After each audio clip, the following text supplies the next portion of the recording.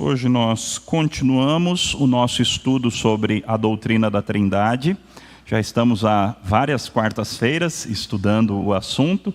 Tivemos 2 quartas-feiras vendo várias realidades, 5 verdades a respeito da Trindade, as quais eu provavelmente não me lembro de cabeça, mas Deus é um, Deus é 3, cada pessoa é plenamente Deus, cada pessoa é distinta da outra pessoa. E tem mais um 5º ponto que eu não me lembro. Nós gastamos 2 quartas-feiras estudando essa introdução à doutrina da Trindade. Depois estudamos 2 quartas-feiras a pessoa de Jesus Cristo. Vimos a respeito da verdadeira divindade do nosso Salvador e a verdadeira humanidade do nosso Salvador, o Deus, homem, único mediador entre Deus e os homens. Depois gastamos 2 quartas-feiras estudando os atributos de Deus e os dividimos em atributos não comunicáveis, aqueles atributos que somente Deus tem, e os atributos comunicáveis, aqueles atributos que Ele compartilha conosco, atributos que Ele nos dá o privilégio de ter em alguma medida. E hoje e a próxima quarta-feira nós vamos estudar sobre a pessoa do Espírito Santo. Hoje nós veremos o Espírito Santo no Antigo Testamento. E na próxima quarta-feira o Espírito Santo no Novo Testamento. Então vamos começar o nosso estudo aí sobre o Espírito Santo no Antigo Testamento. Nós veremos 5 aspectos deste grande assunto hoje à noite. Primeiro, os nomes que o Espírito Santo recebe no Antigo Testamento. Segundo, o Espírito capacitador, essa obra do Espírito Santo de capacitar, tornar pessoas habilitadas, capacitadas para exercer alguma função, e as funções são múltiplas, já no Antigo Testamento, lindíssimo de ver. Terceiro, o Espírito Santo de Deus, o Espírito de Deus e o pecado. Como que nós vemos, como é que o Antigo Testamento nos apresenta a relação entre o Espírito Santo e o nosso pecado. Quarto, o Espírito de Yahvé e o Messias. O Antigo Testamento fala a respeito de uma obra especial do Espírito Santo sobre o Messias que viria no futuro. Isso da perspectiva do Antigo Testamento, evidentemente. E terminaremos com a promessa do Espírito Santo na Nova Aliança. Então comecemos com os nomes, apenas para os irmãos verem um pouquinho de hebraico aí, de vez em quando na vida. Tem esse primeiro nome aí, Ruá Elohim, Espírito de Deus. Hoje eu aprendi, pesquisando isso, eu acho que eu nunca tinha prestado atenção, mas Espírito Santo é um nome que aparece raríssimas vezes no Antigo Testamento, 2 vezes. 2 vezes. O Espírito não é chamado de Espírito Santo no Antigo Testamento. Esse é o nome dele, principalmente no Novo Testamento. No Antigo Testamento ele é chamado, na maioria das vezes, de Espírito de Deus, Ruach Elohim, e deste outro nome, Ruach Yahvé, o Espírito de Yahvé, o Espírito do Senhor. É este que vinha sobre os juízes, por exemplo, para capacitá-los, como nós veremos. Mas o Antigo Testamento também tem outros nomes, como Ruach Kadosh, que não é o Espírito do Senhor como está aí, mas Espírito Santo, que só aparece em Salmo 51:11 e Isaías 63:10. Fora essas 2 ocorrências, até onde eu consegui dar uma olhada hoje, não tem outras ocorrências ao Espírito Santo com o nome que nós tanto o conhecemos, como Espírito Santo. Depois nós temos Ruach Hakamá. Todas as vezes aí eu esqueci de traduzir, viu, meus irmãos? Esse é o Espírito de sabedoria, Ruach Hakamá, Espírito de sabedoria, aquele que viria de maneira especial sobre o Messias. Então você precisa de sabedoria, esse é um dos atributos do Espírito. Ele é o Espírito de sabedoria.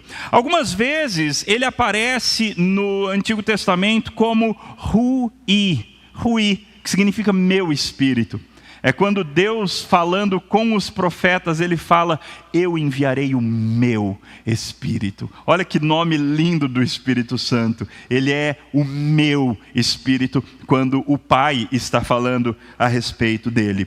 Um outro nome que aparece para o Espírito Santo apenas uma vez em Neemias 9:20, o Espírito bom, ou o teu bom Espírito, Veruah Tová, o Espírito que é bom. O Espírito Santo é bom, Ele é bondoso, Ele é a beleza, Ele é aquele que nos traz senso de beleza, Ele é bom e belo.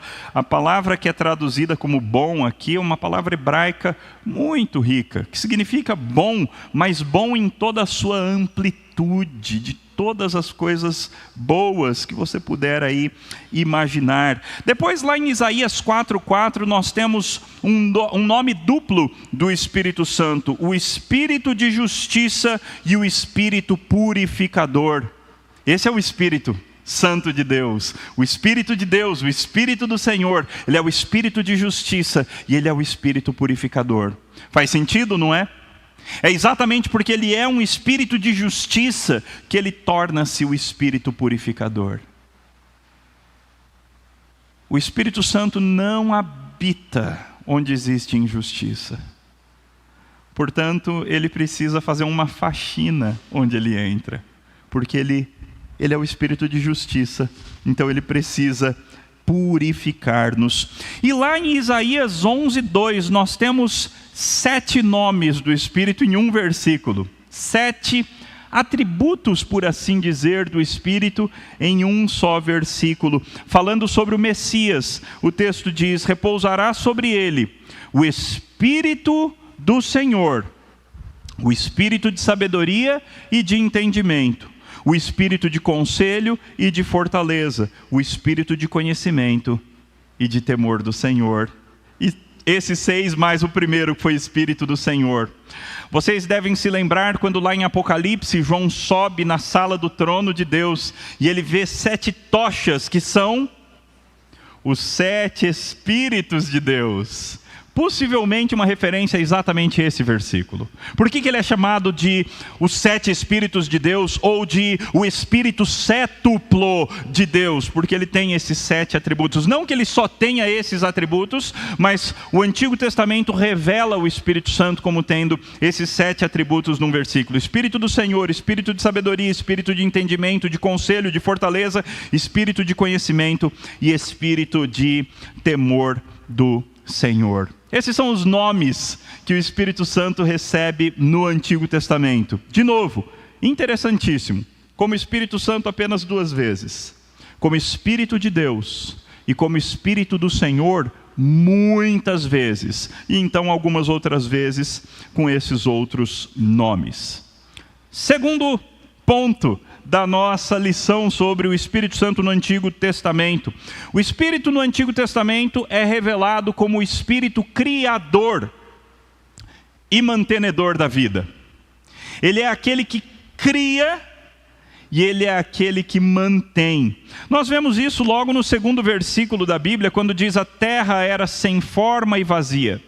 Havia trevas sobre a face do abismo. E o Espírito de Deus se movia sobre as águas. Esse verbo traduzido aqui na NAA como se movia, é o mesmo verbo que é usado em Isaías para falar de uma águia chocando os seus filhotes. Então, uma águia que repousa sobre os seus filhotes, preservando-os e cuidando deles, para que eles então eclodam em vida, para que aqueles ovos eclodam com vida. E mais à frente, nós entendemos um pouquinho melhor essa ideia do Espírito pairando, se movendo, ou estando sobre as águas, quando nós vemos Deus, o Pai, falando consigo mesmo na pluralidade das suas pessoas, dizendo: façamos o homem à nossa imagem e à nossa semelhança. Ali em Gênesis, a única outra pessoa que apareceu no texto e que é possível que você considere o Pai está falando com essa pessoa é o Espírito Santo. Claro que em João nós descobrimos que Jesus também estava lá, o Verbo também estava lá, mas em Gênesis nós sabemos que o Espírito estava pairando sobre as águas. Então o Pai fala com o Espírito: façamos o homem à nossa imagem, conforme a nossa semelhança. O Espírito Santo está intimamente envolvido na criação. Tanto é que quando Deus decide que a vida do homem terá um termo, terá um limite, os homens viviam até 969 anos, como foi o caso de Matusalém, e Deus então decide colocar um limite até 120 anos. Olha a maneira que Deus fala a respeito dessa decisão. Então o Senhor disse: o meu espírito não agirá para sempre no ser humano, pois este é carnal e os seus dias serão 120 anos. O que está implícito aqui é que uma vez que o Espírito Santo pare de agir no ser humano, o ser humano expira, morre. É o Espírito Santo quem preserva a vida. Isso vai se tornar mais claro nos próximos textos. Jó chegou a dizer: o Espírito de Deus me fez. O sopro do Todo-Poderoso me dá a vida. E no Salmo 104 nós vemos essa obra criadora, doadora de vida, mantenedora de vida, até mesmo sobre os animais. Olha que coisa linda. Por ele, está falando do grande mar, não é? Por ele transitam os navios e o Leviatã, um grande animal que Deus criou e que habitou ou ainda habita nos profundos mares. O Leviatã que formaste para nele brincar. Todos esperam de ti que lhes dês de comer a seu tempo. Se lhes dás, eles o recolhem. Se abres a mão, eles se fartam de bens. Se escondes o rosto, eles se perturbam. Se lhe cortas a respiração, morrem e voltam ao pó. Olha agora. Envias o teu espírito, e eles são criados, e assim renovas a face da terra. Todo óvulo fecundado só é fecundado porque o Espírito Santo está agindo de tal maneira que aquele óvulo seja fecundado e ali apareça vida. O responsável da Trindade por criar vida é o Espírito Santo de Deus. E ele faz isso com os animais e com, evidentemente, os seres humanos. Então o Espírito Santo nos é revelado nas páginas do Antigo Testamento como esse Espírito que dá vida, esse Espírito que mantém a vida, esse Espírito que sustenta a vida, e o Espírito que, quando para de agir sobre alguém, então esse alguém morre, esse alguém deixa de existir. Existem muitos mais versículos para comprovar cada um desses pontos, mas eu selecionei alguns apenas para ilustrar os pontos, ok? Terceira lição de hoje, nós já vimos os nomes do Espírito, nós já vimos o Espírito como aquele que é o responsável por criar vida, por dar vida, por sustentar a vida, e agora veremos o Espírito como aquele que capacita pessoas para as mais diversas obras. É o Espírito Santo quem dá habilidades. Isso é obra do Espírito. Lá em 2 Crônicas nós lemos o seguinte: então o Espírito de Deus se apoderou de Zacarias, filho do sacerdote Joiada. Ele ficou em pé diante do povo e lhes disse: assim diz Deus, por que vocês estão transgredindo os mandamentos do Senhor? Vocês não vão prosperar. Por terem abandonado o Senhor, também Ele os abandonará. O Espírito Santo é o Espírito que capacitou cada um dos profetas do Antigo Testamento. Todo profeta somente profetizava por causa do Espírito Santo. É o Espírito Santo quem agia sobre o profeta, dando a ele capacidade, dando a ele poder espiritual, de maneira que ele se tornasse instrumento para a transmissão da revelação de Deus, para a transmissão da verdade de Deus. Mas o Espírito Santo faz outras coisas também. Lá em 1 Samuel 10, nós lemos o seguinte: Samuel pegou um vaso de azeite e o derramou sobre a cabeça de Saul. Então ele o beijou e disse: o Senhor está ungindo você como príncipe sobre a sua herança, o povo de Israel. O Espírito do Senhor se apossará de você, e você profetizará com eles, e será mudado em outro homem. Quando estes sinais se cumprirem, faça o que a ocasião exigir, porque Deus está com você. Como é que Deus passou a estar com Saul? Porque o Espírito de Deus veio sobre Saul. A habitação do Espírito de Deus é a mesma coisa que a habitação do próprio Deus. Quem é que habilitou, capacitou Saul para que ele fosse rei? Foi o Espírito Santo de Deus. Aliás, profetas, sacerdotes e reis no Antigo Testamento eram ungidos. Esse derramar de óleo sobre a cabeça dos oficiais do Antigo Testamento representava exatamente isso, que aquela pessoa específica estava sendo habitada naquele momento, empoderada, empoderecida, capacitada naquele momento pela pessoa do Espírito Santo de Deus. E assim então aconteceu com Saul. Triste fato é o fato de que depois de desobedecer frontalmente a palavra de Deus, depois de ser rebelde contra o Senhor, então o Espírito de Deus abandona Saul, e um espírito maligno passa a atormentar Saul. O que, aliás, é algo muito importante.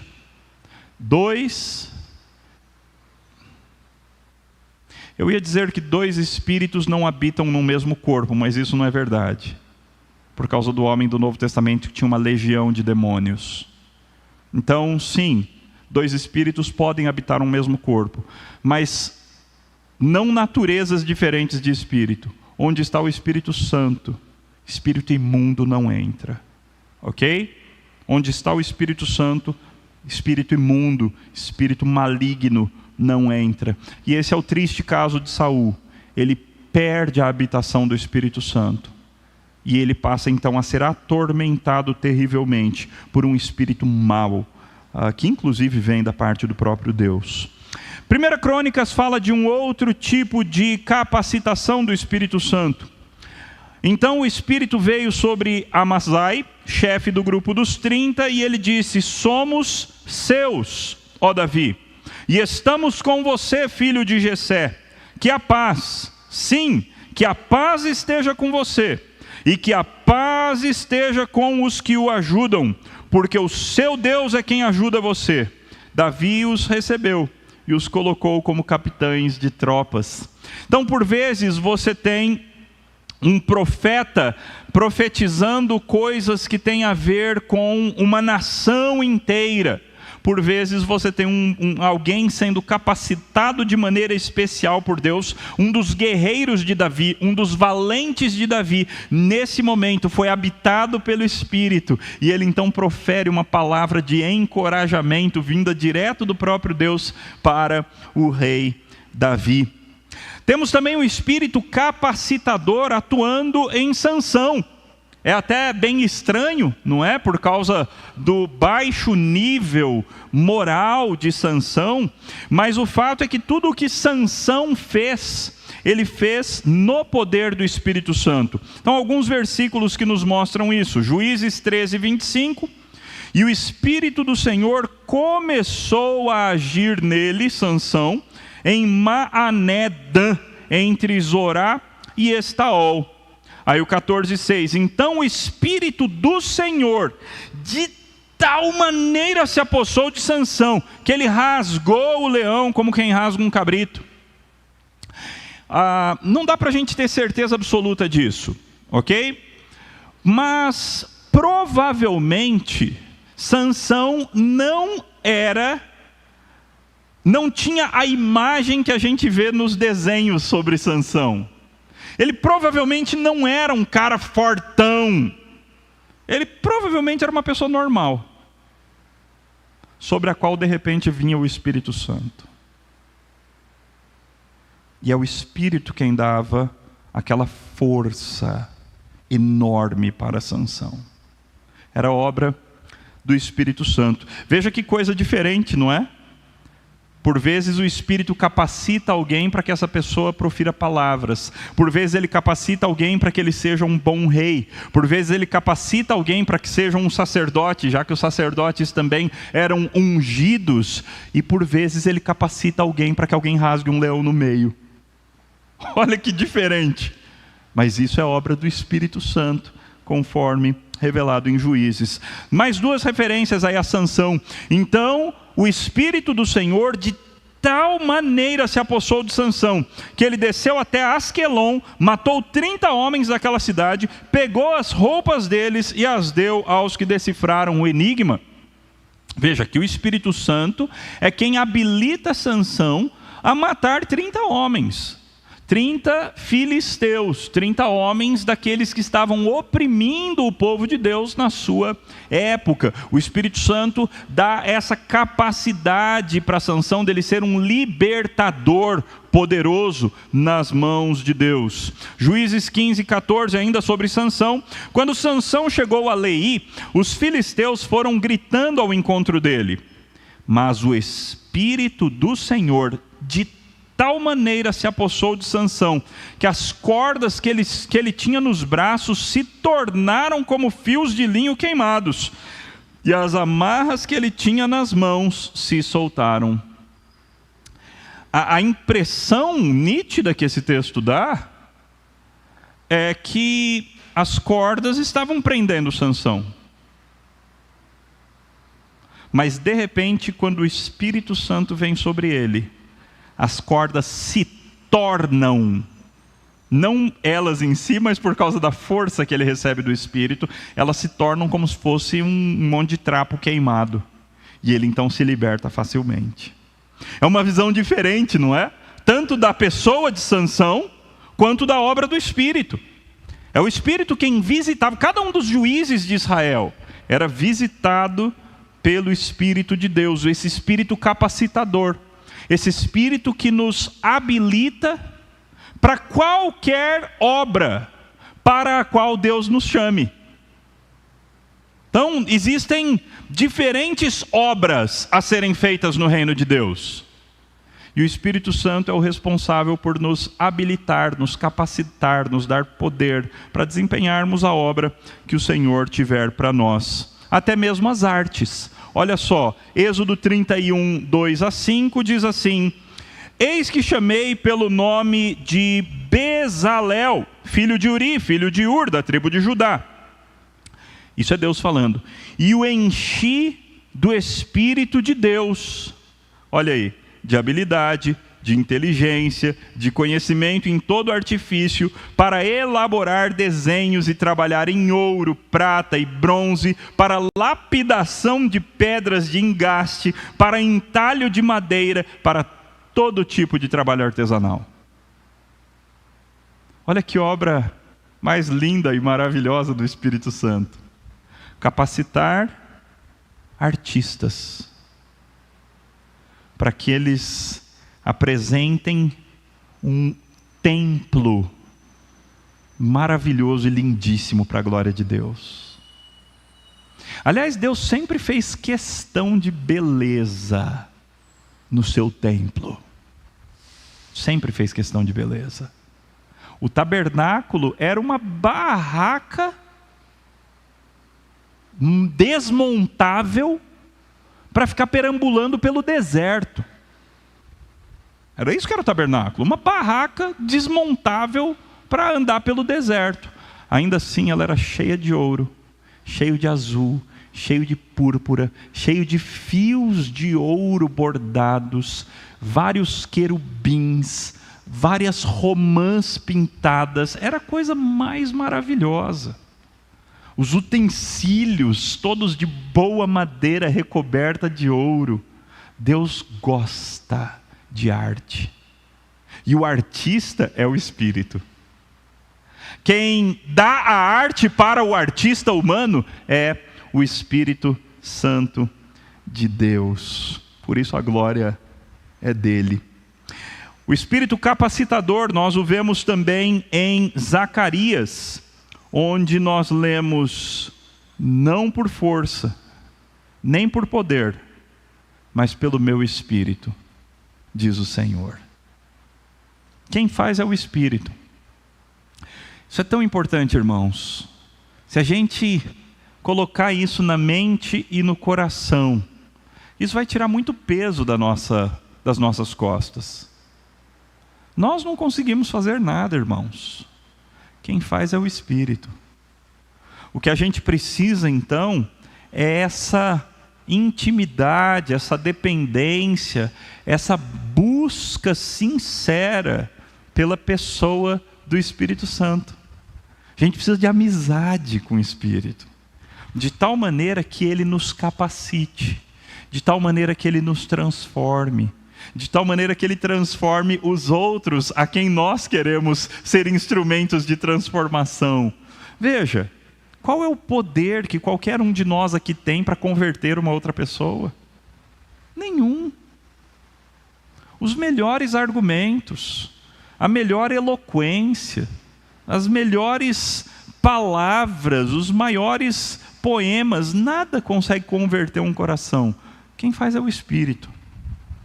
Então não depende da nossa força nem da nossa violência, mas depende do Espírito capacitador de Deus. Quarta lição. Quarta ou terceira? Já não lembro mais. Acho que é a quarta. O Espírito Santo e o nosso pecado. O Espírito Santo e o nosso pecado. Eu já disse que o Espírito não é chamado muitas vezes de Espírito Santo no Antigo Testamento. Mas uma das vezes que ele é chamado com esse nome é aqui nesse Salmo 51:11. Não me repulses da tua presença, nem me retires o teu Santo Espírito. O medo do rei Davi era se tornar o rei Saul. E veja, ele fez por merecer, ok? Ele fez por merecer. Se Deus tivesse tirado o Espírito de Deus de Davi e colocado um espírito maligno, estaria tudo certo. Deus não tinha nenhuma obrigação para com Davi, a não ser o fato de que o próprio Deus tinha feito promessas para Davi. E Deus nunca volta atrás na sua palavra. Davi ficou com medo. Irmãos, onde existe pecado, não existe espírito. Eu não vou ser tão radical desse jeito. Onde existe muito pecado, existe muito menos espírito. Você vai ter mais do Espírito Santo quanto mais santo você for. Aliás, isso é um círculo virtuoso, não é? Eu vivo em santidade, eu me encho do Espírito. Eu me encho do Espírito, eu vivo em santidade. Um fator leva ao outro. O Espírito me faz santo. E porque eu agora fui feito santo pelo Espírito, eu tenho mais do Espírito. Eu estou sendo mais habitado pelo Espírito. Então eu me torno mais santo. Por outro lado, se eu quebrar esse padrão, se a minha carne entrar no jogo e atrapalhar esse padrão, então o Espírito Santo se torna entristecido. Diminui a sua ação dentro de mim. Então nós temos que lutar, irmãos. Louvado seja Deus, porque a gente não precisa mais fazer essa oração de Davi. Você nunca precisa dizer a Deus: Senhor, não me retire o teu Santo Espírito, porque Deus não vai fazer isso nunca. Essa é a bênção da nova aliança. Essa é uma das bênçãos da obra do Espírito no Novo Testamento, como nós veremos semana que vem. O Espírito Santo não sai de ninguém em quem ele realmente entrou. Mas nós precisamos pedir a Deus que não permita que o Espírito se apague em nós, que não permita que o Espírito se entristeça em nós, como nós vimos alguns domingos atrás. O Salmo 106 fala sobre isso quando ele diz: pois foram rebeldes ao Espírito de Deus. Foram rebeldes ao Espírito de Deus. Salmo 143, ensina-me a fazer a tua vontade, pois tu és o meu Deus. Guia-me o teu bom Espírito por terreno plano. É o Espírito quem nos guia. Nós não sabemos os caminhos por onde andar. Nós não sabemos a melhor decisão a tomar. Nós não sabemos tantas coisas, irmãos. Mas o Espírito Santo é aquele que nos guia por um caminho plano. Isaías 4,4 nos diz: quando o Senhor lavar a imundícia das filhas de Sião e limpar Jerusalém da culpa de sangue do meio dela, com o espírito de justiça e com o espírito purificador. Quem é que limpa o povo de Deus da sujeira do seu pecado? O espírito de justiça, o espírito purificador. Isaías 63, mas eles foram rebeldes e contristaram o Espírito Santo, pelo que se lhes tornou em inimigo, e ele mesmo pelejou contra eles. Veja, aqui você tem esses dois tipos de texto. Todos esses textos que eu estou lendo são textos: ou existe santidade e existe mais Espírito, ou existe pecado e existe diminuição da ação do Espírito. Não tem como. Pecado, quantidade de pecado não coexiste com abundância de Espírito. Você vai ter uma das duas coisas só abundante. Não dá para ter abundância de pecados e abundância de Espírito. Não dá. Porque o Espírito é esse Espírito purificador. À medida que ele nos habita e tem mais liberdade dentro de nós, mais ele vai expurgando as nossas sujeiras e os nossos pecados. Miqueias nos diz: tais coisas anunciadas não alcançarão a casa de Jacó. Está irritado o Espírito do Senhor? São estas as suas obras? Sim, as minhas palavras fazem o bem ao que anda retamente. Quem anda retamente, o Espírito vai agir sobre essa pessoa. Quem está distante do Senhor, vivendo em pecado, vivendo à mercê aí das suas paixões, da sua carne, o Espírito Santo não vai habitar em alguém assim. De novo, o cristão genuíno, ele tem o Espírito. E num momento de crise, num momento de queda, o Espírito Santo se tornará mais inativo nele. Agora, a situação de pecado pode ser tão grave, tão drástica, que isso seja um termômetro que revela a ausência do Espírito.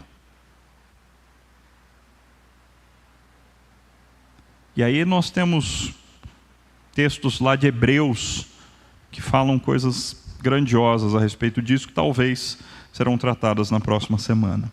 Isaías 11:2, falando sobre... Bem, agora nós vamos para o último ponto, aliás, penúltimo ponto do nosso estudo: o Espírito Santo e o Messias, o Espírito Santo e o Cristo de Deus. É sobre Cristo que Isaías 11 está falando, quando ele diz: sobre ele repousará o Espírito cétuplo. O Espírito do Senhor, de sabedoria, de entendimento, de conselho, de fortaleza, de conhecimento e de temor do Senhor. Só Jesus Cristo, Filho de Deus, tem o Espírito nessa medida máxima. O Espírito cétuplo de Deus, com todos os seus atributos em ação no nível mais perfeito. Só o Filho é que tem o Espírito dessa maneira completa. Isaías 28 nos diz: será o Espírito de justiça para o que se assenta a julgar, e fortaleza para os que fazem recuar o assalto contra as portas. Eu creio que esse Espírito de justiça seja uma referência ao Espírito Santo, embora pareça com minúsculo aqui. Saiba, no hebraico não existe maiúsculo e minúsculo. Ok? Então toda vez que você lê no Antigo, até no Novo Testamento também, embora no grego tenha maiúsculo e minúsculo, os manuscritos mais antigos são tudo em maiúsculas. Então quem decide se um texto fala sobre o Espírito Santo ou sobre o Espírito humano é o intérprete, é o tradutor. Ok? E tradutores erram.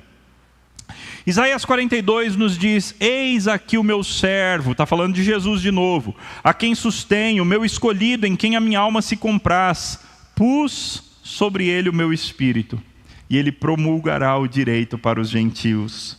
Isaías 48:16, ainda sobre o Espírito e o Messias: chegai-vos a mim e ouvi isto, não falem em segredo desde o princípio, desde o tempo em que isso vem acontecendo tenho estado lá, agora o Senhor Deus me enviou a mim e o seu Espírito. E talvez um dos textos mais significativos sobre a obra do Espírito, sobre o Messias: o Espírito do Senhor Deus está sobre mim, porque o Senhor me ungiu para pregar boas novas aos quebrantados, enviou-me a curar os quebrantados de coração, a proclamar libertação aos cativos e a pôr em liberdade os algemados. Note, o que possibilita ao Messias que ele pregue boas novas aos quebrantados, cure os quebrantados de coração, proclame libertação aos cativos e liberte os algemados? O que possibilita que o Messias faça isso? O fato de que ele foi ungido com o Espírito Santo de Deus. E aí então, um belo dia numa sinagoga de Nazaré, Jesus Cristo pega o rolo de Isaías e ele lê essa passagem e ele diz: hoje se cumpriu essa escritura. Ele é esse Todo-Poderoso que cumpre essa palavra de maneira maravilhosa. E é exatamente porque Cristo recebeu o Espírito Santo, conquistou o poder de ter o Espírito Santo, de conceder o Espírito Santo, que o Antigo Testamento vislumbra que um dia esse Espírito que vai habitar sobre o Messias, esse Espírito que no Antigo Testamento só habitava nos profetas, sacerdotes e reis, esse Espírito que iria capacitar o Messias de maneira plena, esse Espírito um dia será derramado sobre toda a carne. Essa é a promessa do Antigo Testamento. O Espírito um dia vai ser derramado sobre toda a carne. E aí são essas as promessas que nós veremos agora. Isaías 32:15, por exemplo: até que se derrame sobre nós o Espírito lá do alto. Esse nome eu não peguei, não é? O Espírito lá do alto é um outro nome do Espírito que pode entrar lá naquele primeiro ponto. Então o deserto se tornará em pomar, e o pomar será tido por bosque. Isaías 44: porque derramarei água sobre o sedento, e torrentes sobre a terra seca. Derramarei o meu espírito sobre a tua posteridade, e a minha bênção sobre os teus descendentes. Ezequiel: porei dentro de vós o meu espírito. Qual é a consequência? E farei que andeis nos meus estatutos, guardeis os meus juízos e os observeis. Vejam, irmãos, o povo do Antigo Testamento, em certo sentido, não conseguia de fato obedecer a Deus. Eles não davam conta de obedecer a Deus. Por quê? Porque a carne sozinha não dá conta de obedecer a Deus. É preciso Espírito Santo para que a gente consiga obedecer a Deus. Então essa passou a ser a promessa para o futuro. Um dia o Espírito Santo virá sobre o povo. E aí então vocês vão conseguir obedecer. Promessa que Jesus cumpriu em Atos 2. Ezequiel 37: porei em vós o meu espírito, olha a consequência, e vivereis, e vos estabelecerei na vossa própria terra, então sabereis que eu, o Senhor, disse isso e o fiz, diz o Senhor. Mais dois últimos textos: já não esconderei deles o rosto, porque derramarei o meu espírito sobre a casa de Israel, diz o Senhor. Essa ideia desse derramar, como se o Espírito Santo fosse água, não é? Esse derramar, esse lavar do Espírito Santo sobre o povo de Deus. Não é à toa que o Novo Testamento chama isso de batismo com o Espírito Santo, que é o que aconteceu em Atos 2. A igreja, de uma vez por todas, foi batizada com o Espírito Santo. O Espírito Santo foi derramado abundantemente, com torrentes, sobre o povo de Deus. E o grande texto que até Pedro usa como sendo cumprimento, não é? Lá em Atos 2 é o cumprimento desse texto, diz assim: e acontecerá depois, que derramarei o meu Espírito sobre toda a carne. Vossos filhos e vossas filhas profetizarão, vossos velhos sonharão, vossos jovens terão visões, até sobre os escravos e sobre as escravas derramarei o meu Espírito naqueles dias. Então vejam, qual é a obra do Espírito Santo no Antigo Testamento? O Espírito Santo é revelado com muitos nomes, principalmente Espírito de Deus e Espírito do Senhor. O Espírito Santo capacita pessoas específicas para obras específicas, mas ele não habita de maneira perene nessas pessoas. Ele capacita, mas não mora constantemente. Nos oficiais, profetas, sacerdotes e reis, ele mora, mas eles correm o risco, dependendo do que eles fizerem, de perderem essa habitação. Então é previsto o grande dia que o Espírito Santo será derramado sobre o Messias.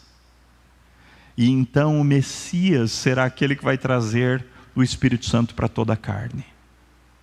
Então o Antigo Testamento nos deixa com esse gostinho de quero mais. O Antigo Testamento nos deixa com essa perspectiva ansiosa. Quando é o dia? Quando é que vai acontecer? Cadê a promessa do Pai? Cada geração que não conseguia guardar os mandamentos, cada geração que pecava contra o Senhor, que tinha o coração endurecido, devia gerar nos piedosos do Antigo Testamento esse anseio. Cadê a promessa do Pai? Cadê o Espírito Santo que vai habitar sobre toda a carne?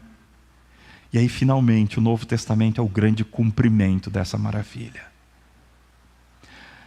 Nós, irmãos, às vezes a gente pensa em escatologia como sendo uma coisa que só tem a ver com o futuro, não é? As coisas que vão acontecer quando Jesus voltar. Mas veja, nós já vivemos escatologia. Porque Jesus já veio. E ele já cumpriu grande parte das promessas feitas no Antigo Testamento. E nós já usufruímos. Nós já somos beneficiários dessas promessas. Então aquilo que o Antigo Testamento vislumbra como promessa maravilhosa, para nós é realidade, em grande parte. E eu e você devemos aprender a usufruir dessa realidade. Próxima semana nós estudaremos então a obra do Espírito no Novo Testamento. E aprenderemos um pouco melhor como então vivermos e usufruirmos dessa bendita obra de Deus.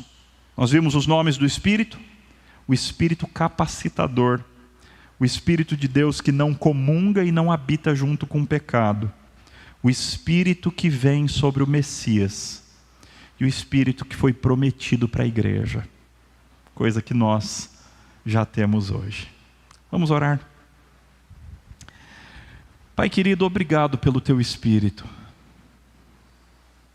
Espírito bendito, Espírito de sabedoria, Espírito de conhecimento, Espírito de temor do Senhor, Espírito purificador, Espírito de justiça, Espírito de Deus, Espírito do Senhor. Obrigado, Deus, pelo Teu Espírito. E obrigado porque aquilo que era promessa no Antigo Testamento é realidade para nós. Mesmo quando nós não sentimos, mesmo quando nós não usufruímos, mas são realidades que nós podemos experimentar e usufruir. Assim, Senhor, ajuda-nos a provarmos mais do Teu Espírito. Capacita-nos com o Teu Espírito para as obras para as quais o Senhor nos tem chamado. e enche-nos com o poder do alto. Visita-nos com as torrentes do Teu Espírito, que nós sejamos cheios do bendito Espírito de Deus. Que seja assim para a Tua glória, que seja assim para o Teu louvor, que seja assim para a glória do Espírito, para o louvor da pessoa bendita do Espírito Santo de Deus. Que seja assim para o louvor de Cristo, aquele que nos envia o Espírito Santo. Oramos em Cristo Jesus. Amém.